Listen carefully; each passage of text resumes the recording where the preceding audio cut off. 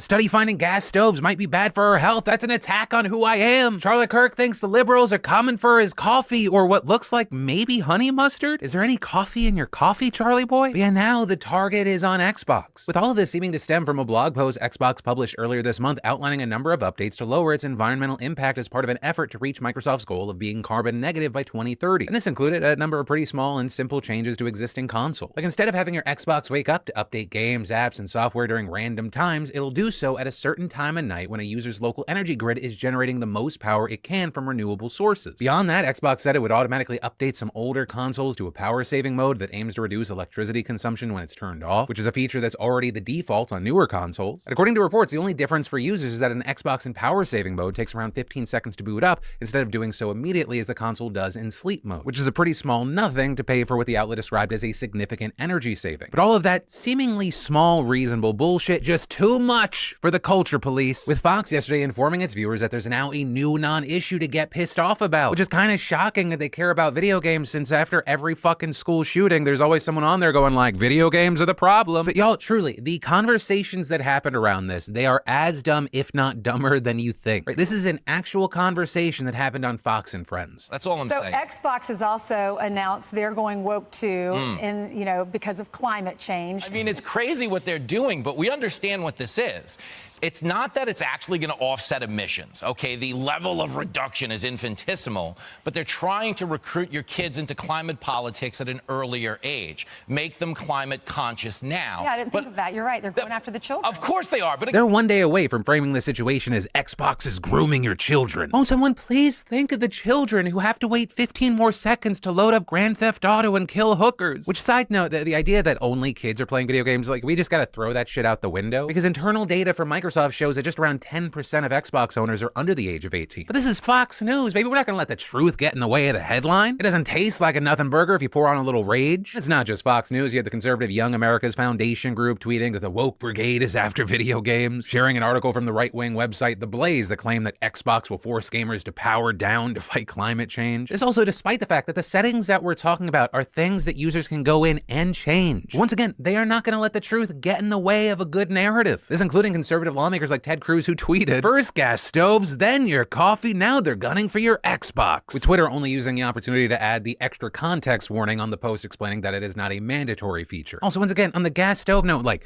I have a gas stove. I don't know why people are acting so personally attacked because studies have consistently shown that they're major contributors to things like childhood asthma and respiratory problems. People are acting like some legislation is gonna get passed and all of a sudden, like, the police are kicking in the door and they're like, "Is that gas? Round them all up, including the little ones." But genuinely, for some of the people that are eating up this culture war bullshit, they think that's like a possibility. And they take this Xbox news at face value. It would just be gut-bustingly funny if it wasn't for the fact that we share a country with a lot of these people. I'm at a genuine loss here. And then, let me tell you about today's sponsor, Seed, and their clinically and scientifically backed DSO1 Daily Synbiotic. And I've been reading some of your comments about Seed, and let me break it all down. Seed's DSO1 Daily Synbiotic is a prebiotic and probiotic in one, right? Because the most important thing for me is to make sure that the probiotic strain makes it to my colon aligned. And DSO1 provides benefits like healthy regularity, ease bloating, heart health, and more. Plus, unlike most probiotics on the market, Seed's DSO1 requires no refrigeration and actually makes it to your colon with 100% survivability where it needs to go thanks to their unique capsule design. You know, I've been taking Seed's DSO1 for about a year, right? 365 days, 730 capsules, and give or take 712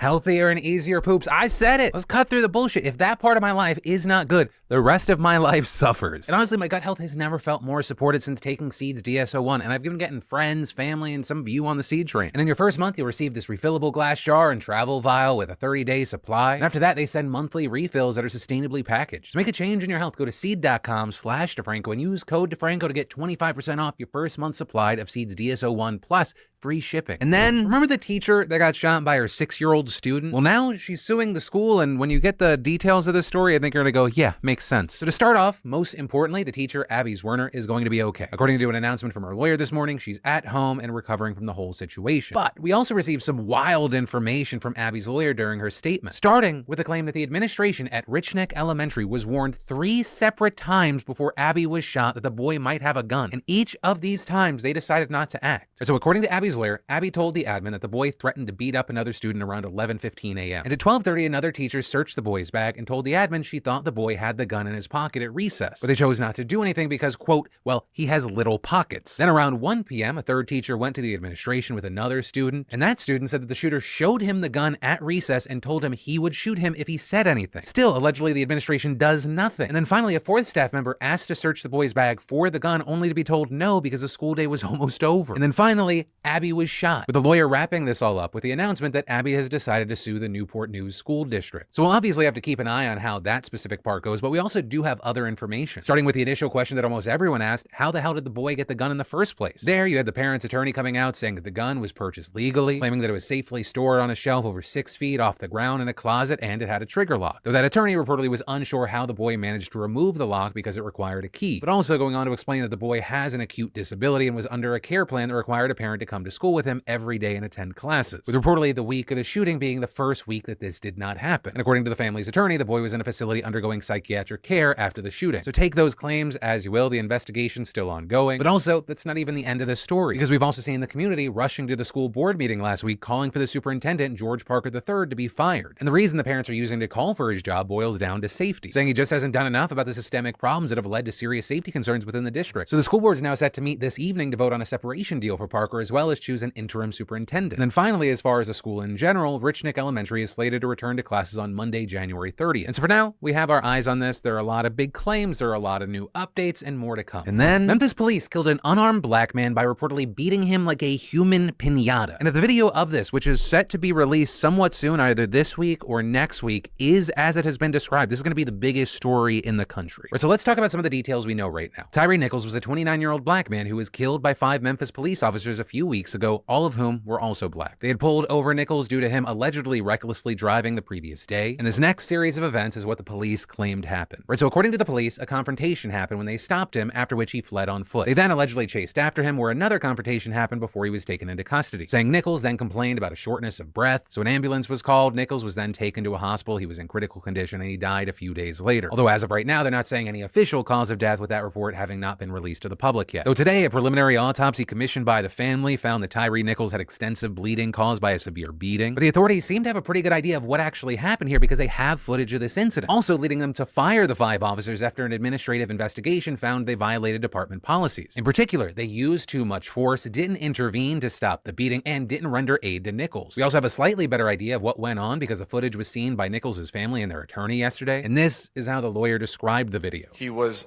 defenseless the entire time. He was a human piñata for those police officers. It was an unadulterated, unabashed, nonstop beating of this young boy for 3 minutes. Oh my God. It was apparently so bad that his mother couldn't even get through the first minute after hearing him ask the officers, "What did I do?" And his stepfather going on to say, "What I saw on the video today was horrific. No father, mother should have to witness what I saw today." Also saying why he thought Nichols ran in the first place. Our son ran because he was scared for his life. He did not run because he was trying to get rid of no drugs, no guns, no any of that. He ran because he was scared for his life.